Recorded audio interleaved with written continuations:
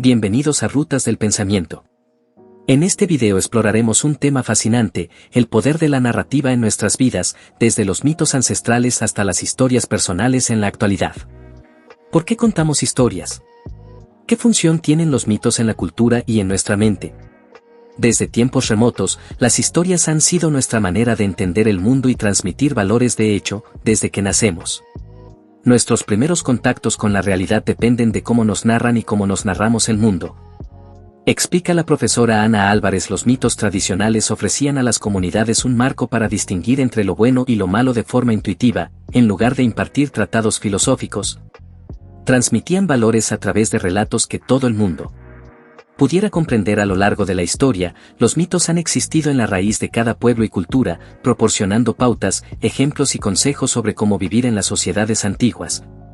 Estas narraciones guiaban a las personas en la búsqueda del sentido de la existencia, ofreciéndoles modelos a seguir y explicaciones sobre el origen de la vida y del cosmos. Un mito no era visto simplemente como un cuento fantasioso, sino como un portador de verdades profundas de la comunidad. Mircea Eliade, historiador de las religiones, definió el mito precisamente como una historia sagrada que revela cómo el mundo, la vida o alguna realidad llegaron a ser, mediante las hazañas de seres sobrenaturales. Es decir, los mitos ofrecían modelos ejemplares para todas las actividades humanas importantes, desde los rituales hasta la moralidad cotidiana. En este recorrido, analizaremos el poder de la narrativa en varias dimensiones. Comenzaremos con la filosofía y la mitología, explorando cómo pensadores como Platón y mitólogos como Jung y Joseph Campbell entendieron los mitos de Egipto, Grecia o Roma. Luego pasaremos a la narrativa cultural contemporánea, desde el cine hasta los memes de las redes sociales. En la tercera parte, veremos la psicología narrativa, cómo las historias moldean nuestra identidad y pueden utilizarse en terapia, Brunner, Goethe, M.C. Adams y más. A continuación, abordaremos una perspectiva bíblica y espiritual, viendo ejemplos como Adán y Eva o las parábolas de Jesús. En la quinta parte compararemos las visiones filosóficas, psicológicas y religiosas sobre las narrativas, sus puntos de encuentro y desacuerdo. Y cerraremos con una conclusión práctica, cómo usar el poder de las historias en el trabajo, en la cocina, en el entrenamiento personal y en la vida espiritual. Antes de continuar, asegúrate de suscribirte al canal si aún no lo has hecho, y activa la campanita para no perderte nuestros próximos videos. Comencemos. Parte 1. Filosofía y mitología. Platón, Jung, Campbell, mitos egipcios, griegos, romanos. Comenzamos nuestro viaje en la antigua Grecia, cuna tanto de la filosofía occidental como de una rica tradición mítica. Para los griegos, mitos, el mito, y logos, la razón, eran dos formas de entender la realidad. Platón, quizás el filósofo más influyente de la antigüedad, ilustró muy bien esta tensión y complementariedad. Aunque Platón enfatizaba la importancia de la razón y la verdad demostrable, curiosamente recurrió a mitos en sus diálogos para expresar ideas filosóficas profundas. Por un lado, critica los mitos tradicionales transmitidos por los poetas, esas leyendas de dioses y héroes llenas de fantasía, porque las consideraba poco verídicas o edificantes para la moral. Pero, por otro lado, él mismo inventa y utiliza mitos, como la famosa alegoría de la caverna, o el mito de Hera en la República, para ilustrar su filosofía de forma vívida. Platón de hecho es el primero en emplear la palabra mito en el sentido moderno, un tipo de relato tradicional que conserva la memoria colectiva de un pueblo, sus orígenes, sus héroes, sus creencias, en contraposición al discurso racional, logos, que busca la verdad comprobable. Al oponer mitos a logos, relato no verificable versus explicación argumentativa, Platón reorganizó el vocabulario conceptual de Occidente, separando narrativa y razón. Sin embargo, reconoció la utilidad del mito, sabía que una buena historia puede persuadir y tocar el alma de los oyentes de manera directa. En otras palabras, el propio Platón admitía que ciertas ideas filosóficas ganaban fuerza al presentarse en forma narrativa, pues el mito habla al lado emocional y simbólico de nosotros de un modo que la lógica pura no logra. Avanzando unos siglos, encontramos a pensadores que le dieron la vuelta a la visión racionalista. Carl G. Jung, el psiquiatra suizo del siglo XX, retomó los mitos no para rechazarlos, sino para profundizar en su poder psicológico. Jung veía los antiguos mitos y leyendas como expresiones de los arquetipos universales del inconsciente colectivo. En su perspectiva, los dioses y héroes de la mitología, Zeus, Atenea, Hércules, Afrodita, etc., Simbolizan patrones profundos de la psique humana, como el arquetipo del padre, de la madre, del héroe, de la sombra, etc., que no están fuera de nosotros. Nos habitan. Por eso Jung decía que los mitos antiguos son verdaderos mapas de la psique, narraciones que describen los grandes movimientos del alma humana, la búsqueda, la caída, la transformación, la muerte y el renacimiento simbólico, el amor, el conflicto y la reconciliación en la mitología griega, por ejemplo. Jung encontró una riquísima galería de imágenes arquetípicas. Cada mito, desde el viaje de Ulises hasta la tragedia de Edipo, refleja de forma simbólica nuestros propios conflictos internos, anhelos y miedos. Así como los antiguos recurrían a Atenea en busca de sabiduría estratégica o a Deméter para entender el dolor de una pérdida, Jung sugiere que todos llevamos dentro esas mismas fuerzas representadas en los mitos cuando soñamos o imaginamos ciertas historias. En realidad estamos activando un símbolo universal que habla desde lo más profundo de nuestro ser. Dice Jung. Por eso afirmaba que incluso en la era moderna el alma necesita mitos para sentirse completa. Retomar esas narrativas arquetípicas, aunque sea de forma metafórica, es, para Jung, una manera de restaurar el alma en medio de un mundo excesivamente racional y técnico. Otro gran estudioso de los mitos, Joseph Campbell, mitógrafo estadounidense del siglo XX, amplió esta visión comparando historias de todas las culturas. Campbell descubrió que muchas tradiciones compartían un patrón narrativo básico al que llamó el viaje del héroe o monomito, un héroe que recibe un llamado, enfrenta pruebas, muere simbólicamente y renace transformado, trayendo un don a su comunidad. En su famoso libro El héroe de las mil caras, Campbell mostró cómo este esquema se repite en mitos desde la antigua Babilonia hasta las leyendas budistas o los cuentos de hadas europeos. ¿Por qué nos importan estas similitudes? Porque para Campbell el mito es un instrumento fundamental para interpretar la realidad y enriquecer la experiencia de la vida humana, dándonos mapas para navegar los abismos oscuros de la existencia. En diálogo con el periodista Bill Moyers, Campbell afirmaba que los arquetipos y símbolos de las narraciones antiguas siguen vigentes. Continúan dando significado a momentos clave de la vida humana como el nacimiento, la muerte, el amor y la guerra. Las historias mitológicas, lejos de ser simples cuentos de fogata, son poderosas guías para el espíritu humano, sostenía Campbell. De hecho, él enfatizaba que pese a las diferencias de superficie, todos los mitos comparten una verdad universal contada con distintos trajes. Esta visión inspiró no solo a académicos, sino también a artistas contemporáneos. Un ejemplo célebre, el cineasta George Lucas reconoció que la estructura de Star Wars nació tras leer a Campbell. Luke Skywalker, Darth Vader, Yoda, estos personajes siguen el molde de los héroes y mentores míticos. Lucas invitó al propio Campbell a ver la trilogía original de la Guerra de las Galaxias, y Campbell quedó encantado afirmando que era una poderosa actualización moderna del cuento del héroe. En palabras de Campbell, Star Wars retoma en lenguaje moderno la enseñanza de que la tecnología no nos salvará, debemos apoyarnos en nuestra intuición y nuestro ser verdadero. Una verdad que también intuían los mitos antiguos. ¿Y que hay de las mitologías específicas como la egipcia, la griega o la romana? Cada civilización desarrolló un rico corpus de narraciones para explicar el mundo y transmitir sus ideales. Por ejemplo, en el antiguo Egipto, el mito de Osiris, dios que muere y resucita, enseñaba sobre el ciclo de la vida, la posibilidad de renacimiento y el orden moral. Osiris juzgaba las almas en el más allá. Los egipcios vivían sus creencias a través de ese relato. La muerte no era el final, sino una etapa de un ciclo eterno, lo cual daba esperanza y motivaba prácticas como la momificación, buscando la resurrección, tal como Osiris volvió a la vida. En la Grecia clásica, los mitos cumplían múltiples funciones, ofrecían explicaciones a fenómenos naturales. ¿Por qué hay estaciones del año? El mito de Deméter y Perséfone lo contaba, proponían ejemplos heroicos de virtud o advertencias sobre la ibris, el orgullo desmedido castigado en la historia de Ícaro, por ejemplo. Y cimentaban festivales y rituales religiosos. Las fiestas dionisíacas celebraban las historias de Dioniso, dios del vino y la pasión. Los romanos, por su parte, heredaron muchos relatos griegos cambiando los nombres de los dioses. Zeus fue Júpiter, Afrodita, Venus, etc., pero también forjaron sus propios mitos fundacionales para dar identidad a Roma. La leyenda de Rómulo y Remo, amamantados por una loba, contaba el origen casi divino de la ciudad eterna. La épica de Eneas, narrada por Virgilio, conectaba a Roma con los héroes de Troya, dotando al imperio de un destino manifiesto.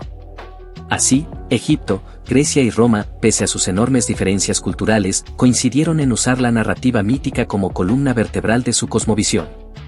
En palabras de un autor contemporáneo, los símbolos de la mitología y la leyenda están a nuestro alrededor, incrustados en el tejido de nuestra vida cotidiana porque nuestra cultura actual aún porta la herencia de aquellos antiguos relatos. En resumen, filosofía y mitología han estado entrelazadas, los filósofos han reflexionado sobre las historias que nos contamos, a veces rechazándolas y a veces usándolas, mientras los grandes mitos han servido de allegoría para cuestiones filosóficas y de espejo para nuestro psiquismo.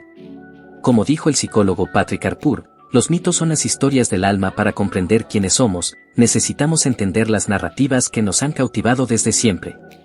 Parte 2. Narrativa cultural contemporánea, cine, medios, redes sociales, memes.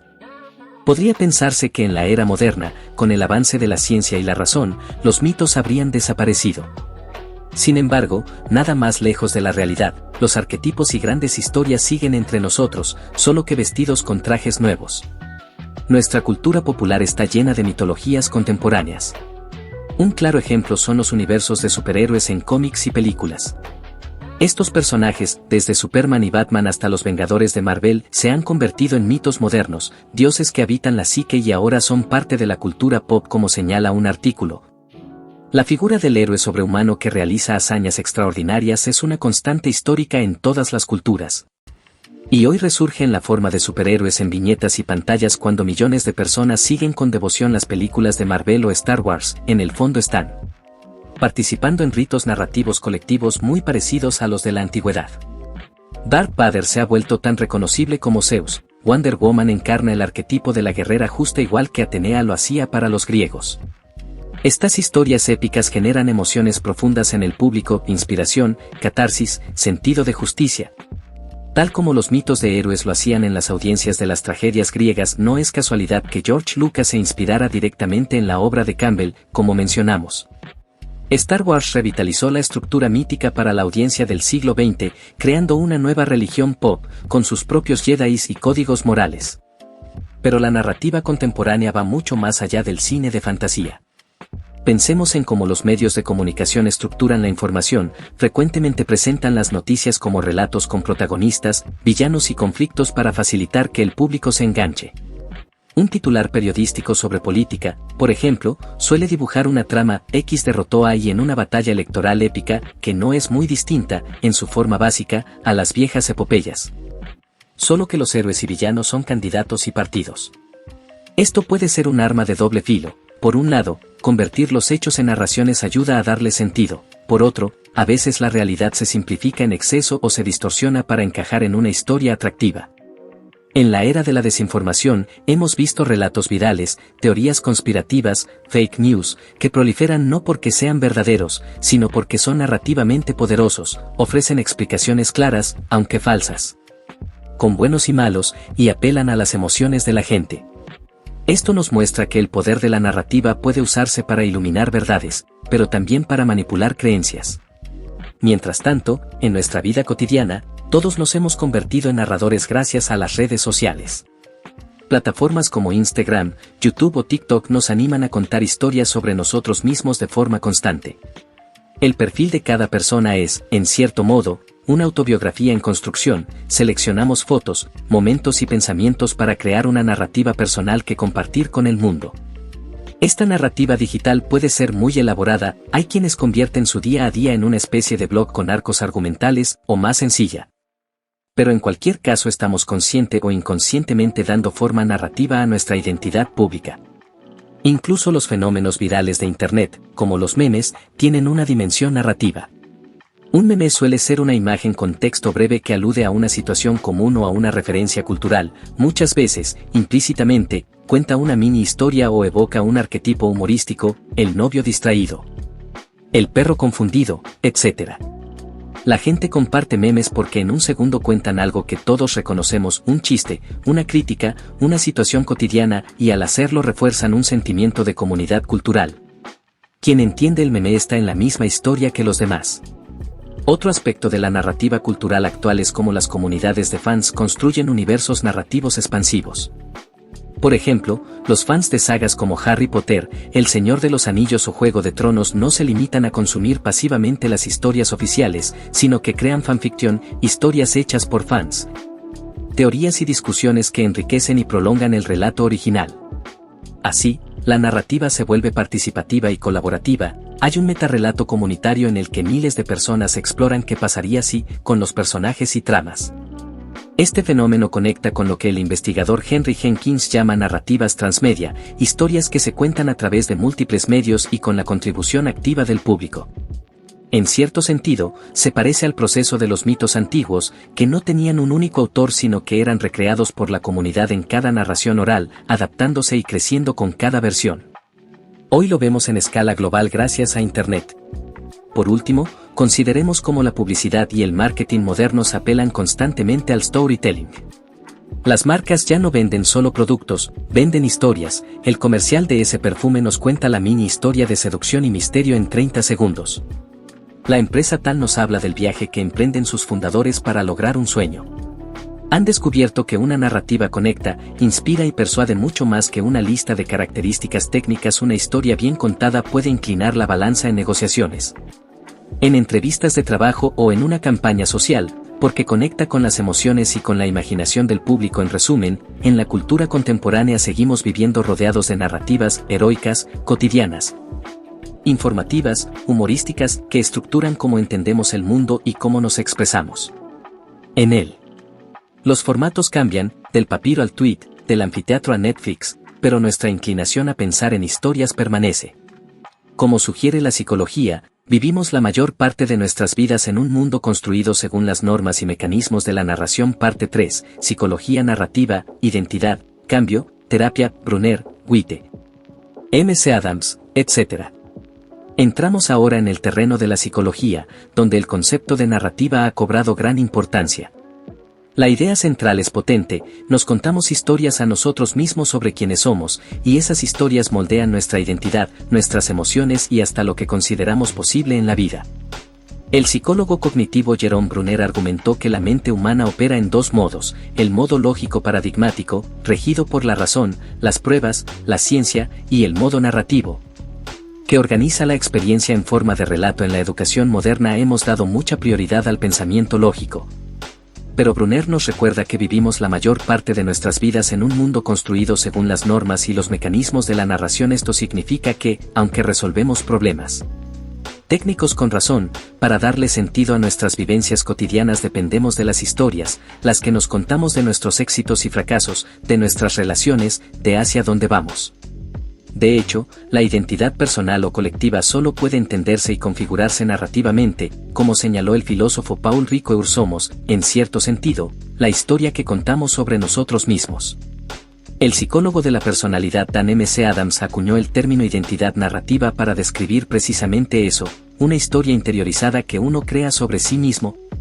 Nuestro propio mito personal. Imaginemos que tu vida es un libro, tú eres tanto el protagonista como el autor que selecciona qué capítulos destacar.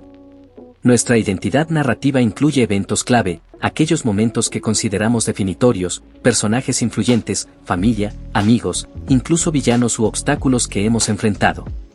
Y temas centrales que dan coherencia a todo. Cuando alguien te pregunta quién eres, en realidad terminas contando una historia: soy la persona que pasó por X experiencia, que logró Y cosa y que aspira a Z. Según M.C. Adams, tendemos a buscar coherencia en esa historia porque la coherencia es una fuente clave de significado en la vida. Tomamos las piezas dispersas de nuestras experiencias y las hilamos en un relato con sentido, uniendo pasado, presente y futuro en una narrativa más o menos unificada. Lo interesante es que dos personas pueden vivir hechos similares pero contar historias muy distintas sobre ellos, moldeando identidades diferentes. M.C. Adams da un ejemplo: imagina a alguien que, de niño, aprendió a nadar cuando su padre lo arrojó a una piscina. Una persona podría narrar eso como: me volví un emprendedor audaz que aprende lanzándose a retos. Otra podría decir: por eso odio las piscinas y no confío en la autoridad. Y otra quizás ni mencione el evento porque no lo considera importante. Los hechos son los mismos, pero las interpretaciones narrativas cambian el significado y el impacto en la identidad. M.C. Adams, tras décadas entrevistando gente, encontró incluso patrones generales. Por ejemplo, las personas que encuentran mucha significatividad en sus vidas suelen contar historias de redención, donde convierten algo malo en algo bueno: el trauma que me hizo más fuerte, la pérdida que me enseñó una lección. En cambio, quienes ven su vida con pesimismo a menudo relatan historias de contaminación, Donde algo bueno se arruinó con el tiempo. Estas narrativas no solo reflejan su estado de ánimo, sino que pueden influir en su futuro. Una historia de redención empodera a seguir adelante con propósito, mientras que una historia de contaminación puede llevar a desesperanza. Llegamos así a la terapia narrativa y el poder de cambiar la historia que nos contamos. La terapia narrativa es un enfoque desarrollado en los años 80 a 90 por Michael Witte y David Epstein, entre otros, y parte de una premisa liberadora. Las narrativas que construimos sobre nuestras vidas no solo reflejan nuestra realidad, sino que la constituyen y moldean si cambiamos la forma en que contamos nuestra historia. Podemos cambiar cómo nos vemos a nosotros mismos y abrirnos a nuevas posibilidades. Witte y Epstein creían firmemente en el poder de las historias para dar forma a nuestra identidad y en la capacidad de las personas para reescribir sus propias narrativas de maneras más liberadoras en terapia. Esto se traduce en técnicas como la externalización del problema. Por ejemplo, en vez de decir soy un adicto, decir la adicción es un problema que me influye pero no es mi identidad. Lo cual separa a la persona de sus problemas y permite mirar la situación con más objetividad. Luego se trabaja en co-construir nuevas narrativas preferidas, es decir, encontrar otras formas de narrar los hechos de la vida del paciente resaltando sus fortalezas, sus logros, sus valores. Y no solo la historia de derrota que tal vez ha dominado su mente. Reescribir la vida, tal como tituló Michael Witte uno de sus libros, posibilita que alguien pase de sentirse víctima pasiva de su historia a autor activo de un nuevo capítulo. Un ejemplo sencillo, una persona que se dice siempre he fracasado, nada me sale bien podría, en terapia narrativa, reexaminar esos fracasos y encontrar hilos de resiliencia, tal vez a pesar de las caídas. Siempre se ha vuelto a levantar, ha aprendido algo, ha mostrado coraje. Con ayuda del terapeuta, puede reconstruir su autobiografía enfatizando esos momentos de perseverancia. La trama de su vida cambia de soy un fracasado a soy un luchador que no se rinde. Esto no implica inventar falsedades, sino reinterpretar los mismos hechos con un enfoque más amplio y compasivo. Diversos estudios han mostrado que podemos editar, revisar e interpretar las historias que nos contamos para mejorar nuestra salud mental. De hecho, guiar a alguien a renarrar sus experiencias de forma más positiva puede tener un efecto terapéutico tan eficaz como los medicamentos antidepresivos o la terapia cognitiva tradicional. La narrativa funciona aquí como una medicina del significado. Al otorgar un nuevo sentido a eventos dolorosos, la persona puede encontrar alivio, propósito e integración de su identidad. Además de Witte y Epstein, otros psicólogos han aplicado la narrativa en ámbitos diversos. Por ejemplo, Jerome Bruner, que mencionamos antes, sugirió incorporar más narrativa en la educación. Pues enseñar a contar y a comprender historias desarrolla la empatía y la autoconciencia. El psicólogo James Pennebaker encontró que escribir narrativamente sobre experiencias emocionales profundas, como traumas, mejora la salud física y mental, porque obliga a organizar el caos interno en un relato coherente, literalmente, darle sentido. Y Dan M. C. Adams propone en sus investigaciones que en la madurez, las personas más generativas, aquellas que contribuyen a las siguientes generaciones, suelen haber construido una historia de vida que integra sus valores y les da una sensación de dirección. En suma, la psicología narrativa nos invita a vernos como narradores en constante edición. No podemos cambiar los hechos pasados, pero sí cambiar su significado en nuestra historia. Somos los protagonistas y guionistas de la obra de nuestra vida. Y reconocer esto puede ser profundamente empoderador. Si no te gusta el rumbo de tu narrativa actual, siempre existe la posibilidad de reencuadrar el argumento y avanzar hacia un desenlace más esperanzador. En palabras del terapeuta Witte, se trata de invitar a las personas a convertirse en los autores de sus propias historias, descubriendo en ellas significado y nuevas perspectivas. Parte 4. Perspectiva bíblica y espiritual, Adán y Eva, Edén como mito fundador, parábolas de Jesús, narrativa como revelación espiritual. Pasamos ahora a una dimensión donde la narrativa tiene un papel central desde hace milenios, la dimensión espiritual y religiosa. Las grandes religiones del mundo se comunican en gran medida a través de relatos sagrados. Estos relatos, llámense mitos de la creación, epopeyas divinas o parábolas, sirven para transmitir enseñanzas espirituales, valores morales y una cierta visión del mundo a los creyentes. Veamos algunos ejemplos emblemáticos desde la perspectiva bíblica judeocristiana. Empecemos por el principio, Adán y Eva en el jardín del Edén, la historia de la creación según la tradición abrahámica. Este relato del Génesis es el mito fundador por excelencia para la cosmovisión hebrea y cristiana. Nos narra cómo Dios crea al primer hombre, Adán, del polvo de la tierra y luego a la primera mujer, Eva. a partir de una costilla de Adán, ubicándolos en un paraíso en el que inicialmente viven en armonía. La desobediencia de Adán y Eva, comer del árbol del conocimiento del bien y del mal tras ser tentados por la serpiente, desencadena la expulsión del Edén y con ello la entrada del sufrimiento y la mortalidad en la condición humana. Más allá de consideraciones teológicas, fijémonos en la estructura narrativa. Es una historia de origen que explica por qué el mundo ya no es un paraíso, por qué los humanos experimentamos dolor, trabajo duro, vergüenza, y por qué anhelamos redención. En términos de significado, este mito proporciona la base para doctrinas claves del cristianismo como la caída del hombre y el pecado original, es decir, da un contexto narrativo a la idea de que la humanidad está quebrada moralmente y necesita la salvación divina. Incluso quien no tome la historia de Adán y Eva de forma literal puede reconocer en ella una poderosa metáfora de la condición humana, la pérdida de la inocencia, la tentación del conocimiento/ego, la separación de lo divino y la añoranza de regresar a casa, al paraíso perdido. Muchos estudiosos modernos interpretan a Adán y Eva no como personajes históricos, sino como símbolos universales. De hecho, la propia Biblia da pistas de esto. Adán en hebreo significa hombre, humanidad, y Eva significa vida o madre de los vivientes. Son figuras arquetípicas, representan a todo ser humano y la vivencia de existir. Vistos así, Adán y Eva condensan en su breve relato aspectos esenciales de la antropología bíblica, que el ser humano es una criatura dual, hecha del barro, pero con aliento divino, dotada de libre albedrío, que cae en error y debe enfrentar las consecuencias éticas de sus actos. Este mito ha sido contado y recontado por siglos precisamente porque actúa como un espejo espiritual. Los creyentes se ven reflejados en Adán y Eva, reconociendo su propia tendencia a desobedecer y su propio deseo de reconciliación con Dios. Por eso el mito del Edén es por excelencia el relato de quiénes somos y por qué necesitamos la gracia divina en la narrativa judeocristiana.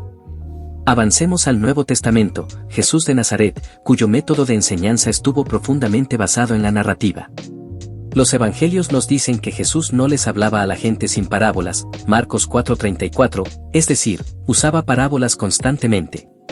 ¿Y qué es una parábola? Básicamente, una historia corta y sencilla que encierra una verdad espiritual. Jesús contaba relatos sacados de la vida cotidiana de su audiencia, campesinos, pastores, amos y siervos, padres e hijos, para ilustrar conceptos muy profundos sobre el reino de Dios. Por ejemplo, en lugar de dar una definición abstracta de prójimo o de misericordia, él narró la parábola del buen samaritano. La historia de un hombre herido en el camino, ignorado por gente de estatus pero auxiliado por un extranjero despreciado, un samaritano. Con ese relato, de golpe, la cuestión de a quién debo amar como a mí mismo, cobró vida en la mente de los oyentes. Se entendió que prójimo es cualquiera que te necesite, más allá de etiquetas. Jesús también habló del Padre misericordioso y el Hijo pródigo, de ovejas perdidas, de semillas que caen en distintos terrenos. En todos los casos, utilizó historias simples e ilustrativas para transmitir verdades espirituales profundas. Esta técnica no solo hacía sus enseñanzas más accesibles al público común, que podía identificarse con los personajes de las historias, sino que también provocaba reflexión. Las parábolas a veces dejaban a la gente pensando, interpretando, descubriendo por sí mismos el mensaje oculto. De hecho, se suele decir que las parábolas de Jesús son reveladoras en dos sentidos: revelan la verdad a quienes tienen oídos para oír, los que buscan sinceramente entender. Pero ocultan esa misma verdad a los que escuchan superficialmente. En Mateo 13:13, Jesús explica que habla en parábolas precisamente para que su enseñanza toque el corazón de los receptivos. Mientras que otros se queden perplejos si no se abren al significado más hondo. Es un enfoque narrativo muy interesante. La historia actúa como un filtro y a la vez como una semilla. Quien la acoge, se va rumiando la historia y quizás días después comprende la lección. Esa es la semilla que germina. Quien la descarta por simple, tal vez nunca entienda. En cualquier caso, el éxito de las parábolas como vehículo de enseñanza espiritual está a la vista. Relatos como el buen samaritano o el hijo pródigo han permeado profundamente la cultura occidental y siguen, 2000 años después, invitándonos a reflexionar sobre el perdón, la humildad, la compasión, la fe. En general, las escrituras y textos sagrados de muchas tradiciones están repletos de narraciones, vidas de profetas, milagros, epopeyas cosmogónicas, historias ejemplares de santos, etc. Estas narrativas cumplen varias funciones espirituales. En primer lugar, sirven como mediadoras de revelación. Para los creyentes, Dios, o lo divino, se comunica a través de historias porque es una forma en que podemos entender verdades trascendentes. En vez de revelarse como teoría teológica abstracta, la sabiduría divina se encarna en tramas humanas concretas, lo que las hace memorables y relacionales. Por ejemplo, la Biblia no define fe de manera filosófica tanto como muestra la fe en acción a través de Abraham dispuesto a sacrificar a su hijo, o de Pedro caminando sobre el agua hacia Jesús. La enseñanza viene envuelta en narración. En segundo lugar, las narrativas sagradas crean comunidad e identidad. Cuando un grupo de personas comparte la misma historia fundacional, como el Éxodo para el pueblo judío, o la Pasión de Cristo para los cristianos, se genera un sentimiento de pertenencia. Nosotros somos el pueblo que salió de Egipto guiado por Dios, nosotros somos quienes recibimos esta promesa. Contar y recontar esas historias en liturgias, festivales o rituales mantiene vivo el mensaje y la identidad colectiva. Pensemos en la Pascua judía, cada año las familias narran el Éxodo durante la cena del Seder como si ellas mismas hubieran escapado de Egipto, esa es la fuerza de la narrativa. Hace presente el pasado sagrado y une a la comunidad a través del tiempo.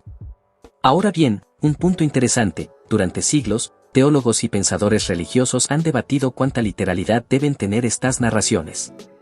Algunos sectores insisten en leer, por ejemplo, Génesis al pie de la letra, Adán y Eva históricos, 7 días de creación literales, etc., mientras que otros adoptan una interpretación más alegórica o simbólica, donde la verdad del relato no depende de su factualidad, sino de su significado espiritual. Ya San Agustín en el siglo IV alegorizaba partes del Génesis, y en épocas modernas la exégesis bíblica reconoce distintos géneros literarios en la Biblia, poético, narrativo, parabólico, etc. Desde nuestro enfoque centrado en el poder de la narrativa, podríamos decir que independientemente de su factualidad, los relatos religiosos tienen efecto porque vehiculan verdades existenciales y éticas. El valor pedagógico de las historias y símbolos espirituales es enorme justamente por su rica semántica, como señala el teólogo Ángel Sanabria. Ofrecen múltiples capas de significado y permiten enseñar pautas de comportamiento de forma vívida. Es cierto que esas mismas narrativas a veces han sido usadas de forma opresiva o dogmática. Todo mito tiene interpretaciones diversas, algunas liberadoras y otras quizás limitantes, como advierte Sanabria, pero reinterpretar creativamente los relatos sagrados puede resaltar su valor positivo y liberador, que es donde reside su poder espiritual duradero. Por ejemplo, el mito de Adán y Eva tradicionalmente se usó para justificar cierta subordinación de la mujer por la secuencia de creación y la culpa atribuida a Eva. Sin embargo, una relectura moderna puede enfocarse en que ambos pecan y ambos reciben misericordia, o incluso, como propone Sanabria, ver a Eva como la cúspide de la creación, la última criatura, la más sofisticada, en vez de la causa de la caída. Esto demuestra que las historias religiosas siguen vivas, generando nuevos sentidos conforme las comunidades reflexionan sobre ellas en contextos cambiantes. En suma, la perspectiva bíblica y espiritual nos muestra la narrativa en su faceta sagrada, historias empleadas como medio de revelación y guía divina. Adán y Eva actuando como espejo mítico de la humanidad, las parábolas de Jesús revelando secretos del reino de los cielos a través de cuentos campesinos, o incluso la estructura global de la Biblia, que va desde la creación en Génesis hasta la nueva creación en Apocalipsis, dando una forma narrativa a la historia de la salvación. Para un creyente, no es exagerado decir que la realidad misma tiene la forma de una historia con propósito, creación, caída, redención, consumación. Aún para un no creyente, estas narraciones ofrecen arquetipos y enseñanzas morales de enorme influencia cultural. Al final, religión y narrativa están intrínsecamente entrelazadas, porque la fe se transmite de generación en generación contando historias. Desde los himnos que resumen epopeyas hasta los iconos que representan escenas bíblicas. La narrativa es el lenguaje del espíritu. Parte 5. Comparación entre perspectivas filosóficas, psicológicas y religiosas. Habiendo visto panoramas diversos, filosófico, mitológico, contemporáneo, cultural, psicológico y espiritual, podemos preguntarnos, ¿en qué coinciden y en qué discrepan estas perspectivas sobre el poder de la narrativa? En primer lugar, todas reconocen, implícita o explícitamente, que las historias tienen un impacto profundo en el ser humano. Filosofías antiguas como la de Platón entendieron que el mito es poderoso, tanto que debía ser regulado para no corromper la verdad o la moral. La psicología moderna afirma que vivimos y entendemos nuestras vidas narrativamente y que esas narrativas pueden nutrir o empobrecer nuestra salud mental. Las religiones han usado los relatos para transmitir sus verdades y moldear comunidades enteras. Así que, en el fondo, hay un acuerdo: la mente humana funciona con historias. El mito, el cuento, la parábola, la novela, la anécdota personal, son variaciones del mismo fenómeno: dar sentido a la realidad mediante tramas con significado. Como decía Jung, el mito es la versión narrativa de un símbolo arquetípico, y su poder reside en que resuena emocionalmente en nosotros y da sentido a nivel colectivo. Esa frase podría suscribirla igual un mitólogo, un psicólogo o un antropólogo. ¿Dónde están, entonces, las diferencias? Principalmente, en cómo se evalúa la verdad y la función de esas narrativas. La perspectiva filosófica, sobre todo desde la Ilustración, tiende a preguntar: ¿es verdadera esta historia? ¿Es racional? ¿Es alegórica? ¿Qué nos enseña? Platón, por ejemplo, distinguía mitos de logos, considerando al primero como relato no verificable. Para la filosofía y la ciencia modernas, los mitos en sentido literal no son verdaderos fácticamente. No ocurrió una guerra de dioses en el Olimpo, no hay un dragón oculto bajo la tierra, etc., pero pueden contener verdades metafóricas o morales. Así, la filosofía suele valerse de las narrativas como ilustraciones o metáforas para discutir ideas. Recordemos la alegoría de la caverna de Platón, narración al servicio de una tesis filosófica. En cambio, la perspectiva religiosa tradicional muchas veces atribuye a ciertas narrativas un estatus de verdad revelada con V mayúscula. Es decir, considera que algunas historias sí ocurrieron tal cual históricamente o que fueron inspiradas directamente por la deidad, de modo que su contenido es sagrado e incuestionable. Esto puede chocar con la visión filosófica o científica. Por ejemplo, un biólogo evolucionista y un cristiano fundamentalista podrían discrepar radicalmente sobre Adán y Eva, mito simbólico o ancestros literales. La religión, especialmente en sus formas más dogmáticas, pide fe en la narrativa; la filosofía pide prueba o interpretación racional. La perspectiva psicológica, por su parte, suele hacer a un lado la cuestión de la verdad histórica y se enfoca en la verdad psicológica. Para un Jung o un Campbell, da igual si jamás hubo un Zeus lanzando rayos desde el Olimpo, lo importante es que representa Zeus en la psique, quizá la imagen del Padre Celeste, la autoridad, la ira justiciera, etc. La psicología trata el mito como un lenguaje del inconsciente, como un sueño colectivo que refleja la condición humana. En eso a veces los religiosos y los psicólogos se encuentran. Por ejemplo, un teólogo podría decir: bueno, quizá Jonás no estuvo literalmente en el vientre de un gran pez, pero el relato nos habla de la angustia existencial y la segunda oportunidad, algo muy real en la experiencia humana. Ambos reconocen un nivel simbólico. Donde podrían diferir es que el devoto religioso dirá: además, Dios quiso revelarnos eso a través de esa historia, mientras el psicólogo lo verá como producto de la psique humana, no de la revelación divina. Es decir, para la religión la narrativa sagrada viene de arriba, de Dios a los hombres, mientras que para la psicología viene de adentro, de la mente humana proyectando historias. Otro punto: los usos de la narrativa.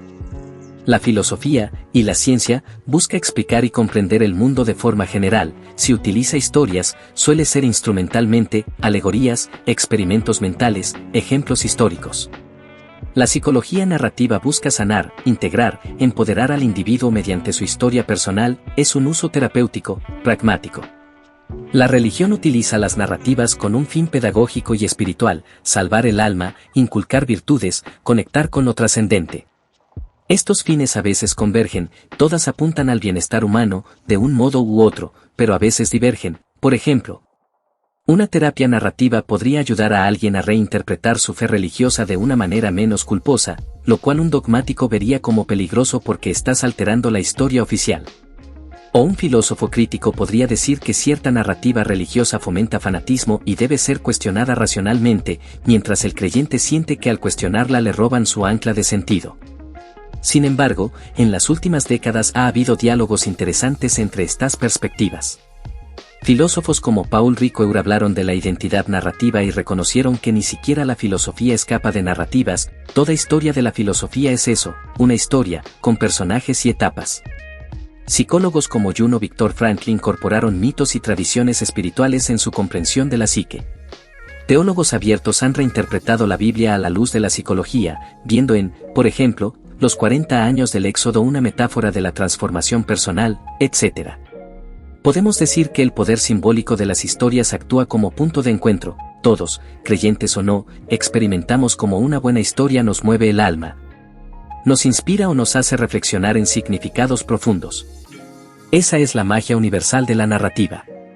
Como vimos antes, Jung señalaba que los motivos esenciales de los mitos se manifiestan en todas las culturas y tiempos, en la religión, la literatura, la filosofía, e incluso en los sueños del hombre moderno. Él lo llamó arquetipos, y la idea clave es que, aunque cambie el escenario, seguimos creando historias con los mismos núcleos de significado: el viaje del héroe, la lucha del bien y el mal, la muerte y resurrección simbólica, etc.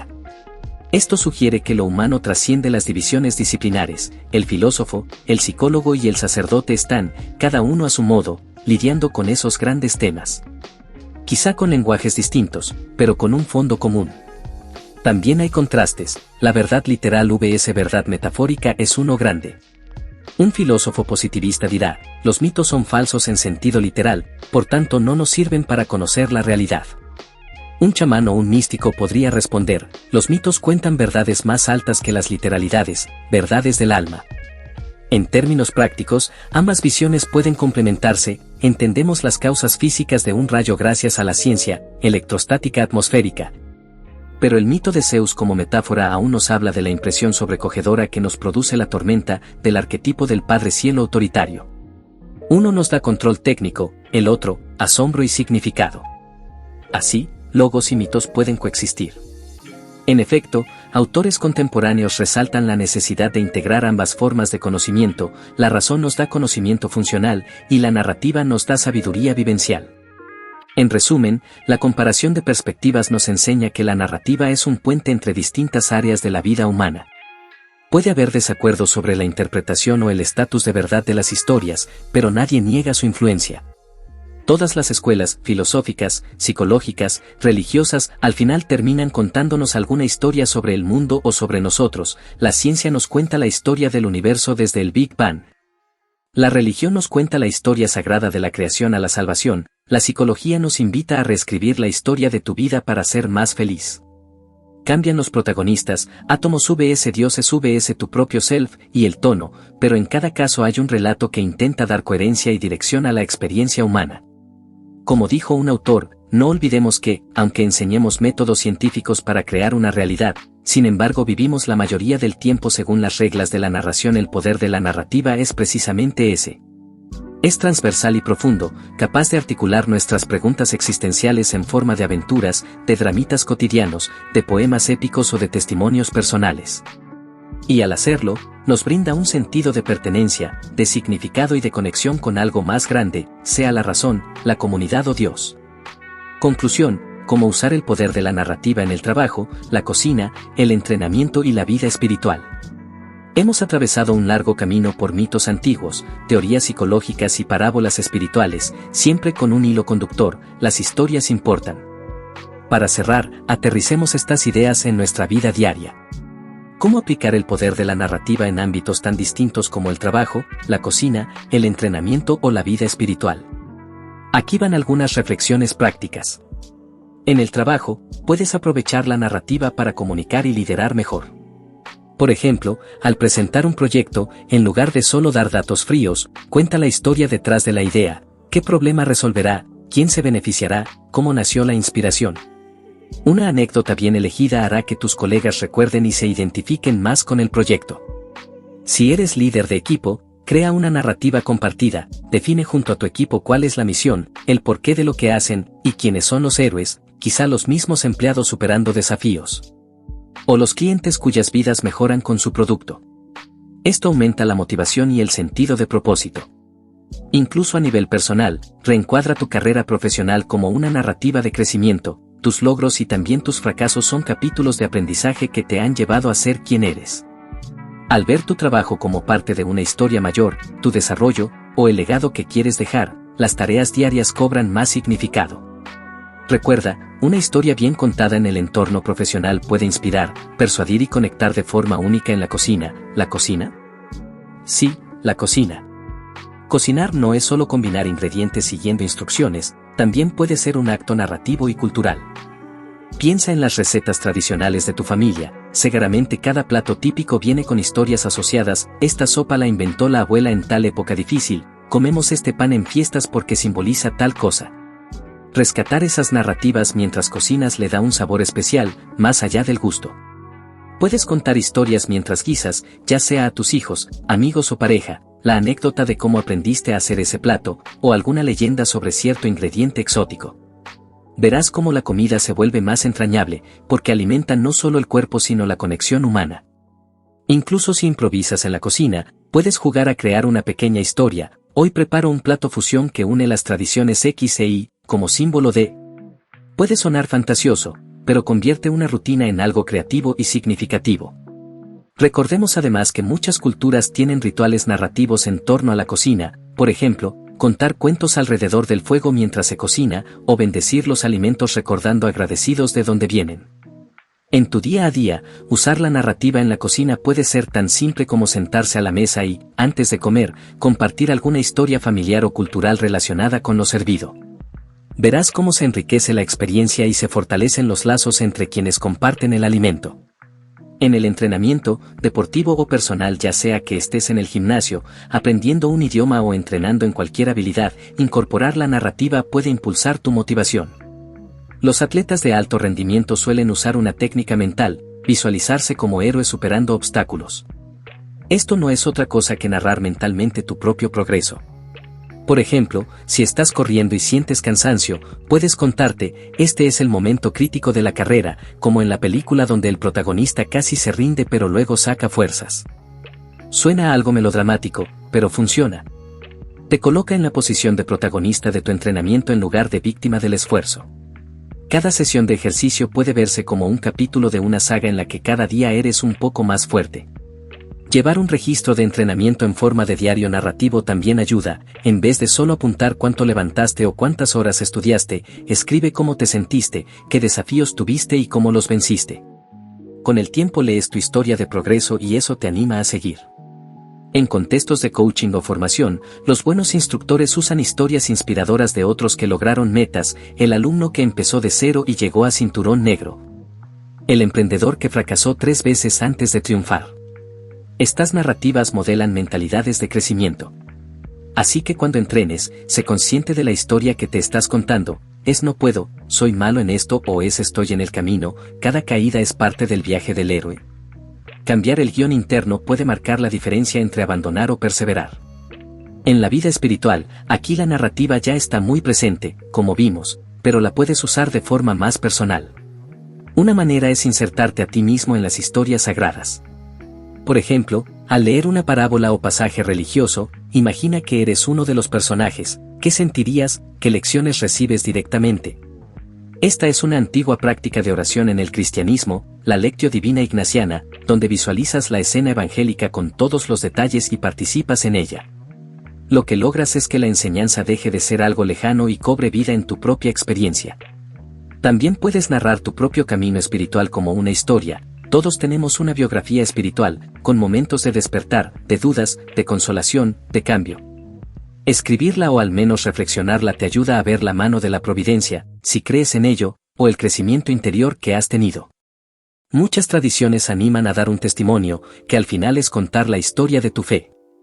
Cuando la compartes, inspiras a otros y reafirmas para ti los hitos de tu búsqueda espiritual. Otra aplicación narrativa es usar metáforas y cuentos para entender conceptos difíciles. Por ejemplo, si estás luchando con el concepto de soltar el ego, puedes recordar la historia del mono que queda atrapado porque no suelta la fruta, un cuento que se usa mucho en enseñanzas budistas. Así, cada vez que te aferres a algo inútil, esa imagen narrativa te vendrá a la mente como guía. En los grupos de estudio o comunidades de fe, proponer que la gente comparta pequeñas historias, cómo aplicaste este valor en tu vida esta semana, qué relato de tu tradición te inspira y por qué, hace la experiencia más rica que solo teorizar. En síntesis, la narrativa en la vida espiritual actúa como puente, conecta la doctrina con la vivencia, conecta tu historia personal con la gran historia sagrada que profeses. Como vemos, el poder de la narrativa se puede integrar en todos los aspectos de la vida. No se trata de vivir en fantasía ni de contarse mentiras agradables, sino de reconocer y aprovechar la estructura narrativa de nuestra percepción. Cuando encuadras tus actividades en historias con sentido, es más fácil encontrar motivación, aprender de las experiencias y comunicarte con los demás de manera empática. Somos la especie Homo narrans, los animales que contamos historias, y hacerlo conscientemente nos empodera. Llegando al final de este video, te invitamos a reflexionar, ¿qué narrativa estás viviendo tú en este momento? Si tu vida fuese un libro o una película, ¿cuál sería el argumento central? ¿Estás satisfecho con él o te gustaría reescribir algún capítulo? La buena noticia es que nunca es tarde para editar el guión. Podemos reinterpretar nuestro pasado con nuevos ojos y proyectar un futuro diferente, usando el poder de la imaginación narrativa. Esperamos que este recorrido por mitos, cultura y psicología te haya inspirado a valorar más las historias que te rodean y las que llevas dentro. Gracias por acompañarnos en Rutas del Pensamiento. Si te gustó este video, por favor suscríbete al canal, dale like y compártelo con otras mentes curiosas. Nos encantaría que nos dejes en los comentarios qué opinas. ¿Hay algún mito o historia que haya marcado tu vida? ¿Has aplicado el storytelling en tu día a día de alguna forma? Te leemos. Y si quieres seguir explorando sobre este tema, te recomendamos algunas lecturas que podrían encantarte. El poder del mito, Joseph Campbell, conversaciones clásicas sobre cómo los mitos dan significado a la experiencia humana. El héroe de las 1000 caras, Joseph Campbell. El monomito del viaje del héroe a través de las culturas. El hombre y sus símbolos, C.G. Jung. Introducción ilustrada a los arquetipos y símbolos del inconsciente colectivo. Realidad mental y mundos posibles, Jerome Bruner. Sobre el pensamiento narrativo y cómo construimos la realidad con relatos. Reescribir la vida, terapias narrativas, Michael Witte. Ensayos y entrevistas sobre la práctica de la terapia narrativa. Sapiens, de animales a dioses, Yuval N. Harari. Historia amplia de la humanidad, destacando cómo la ficción y los mitos compartidos cimentaron la cooperación masiva.